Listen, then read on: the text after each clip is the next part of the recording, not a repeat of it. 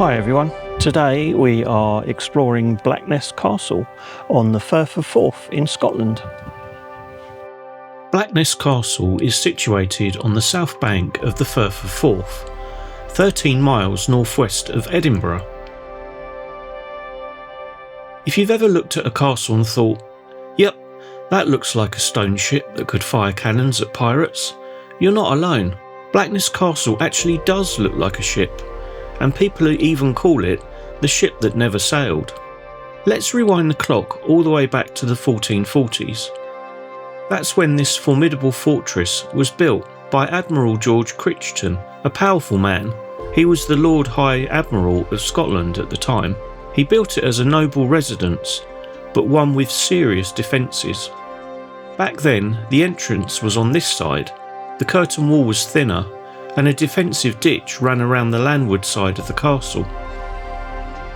After George's equally powerful cousin William Crichton died, George was left without support, and James II ordered him to hand over his assets, including Blackness. A keeper was installed to look after the castle, in this case the Sheriff of Linlithgow. Under the Crown, Blackness got a serious upgrade.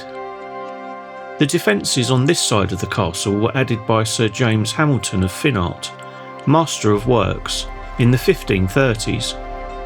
They protect the entrance, which he moved here from the other side of the castle. The upgrades also included thickened walls.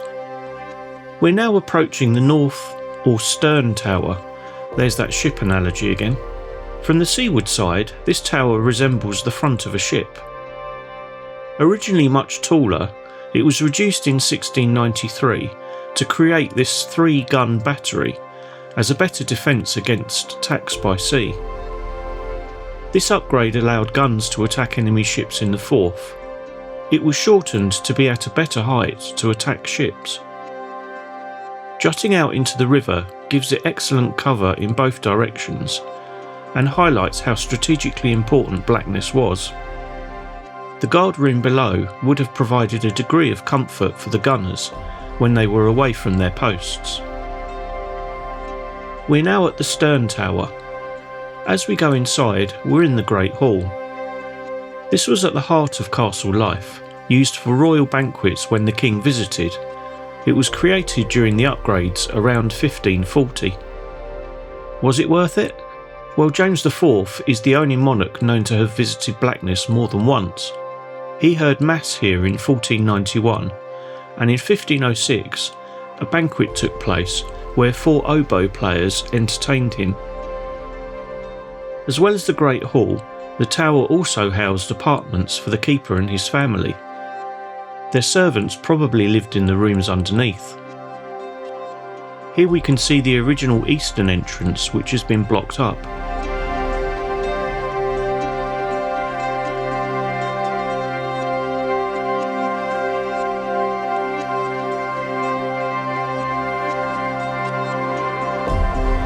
Next, we'll explore the central or mast tower.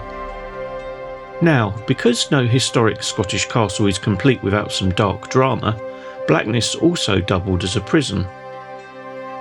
Many of the residents of Blackness were important members of society who had fallen out of favour with the king. From political enemies to religious dissenters, they were imprisoned here in the relative comfort of the mast tower. It was the perfect choice for a high-status prison, as it stands alone from the rest of the castle, so anyone escaping from it would be spotted by guards on the wall walks. Blackness kept its military role up until the 1700s, and even saw a bit of action during the Jacobite uprisings. Eventually, in the late 1800s, it was used as an ammunition store again. So that's Blackness Castle in a nutshell. A noble home, a fortress, a prison, a warehouse, and now a star of the screen, with appearances in Outlander and Mary Queen of Scots. If you're ever in Scotland, I highly recommend checking it out. You get amazing views, rich history, and a castle that looks like it could transform into a battleship at any moment. Smash that like button if you enjoyed the video, hit subscribe for more bite-sized history, and let me know in the comments, what castle should we explore next?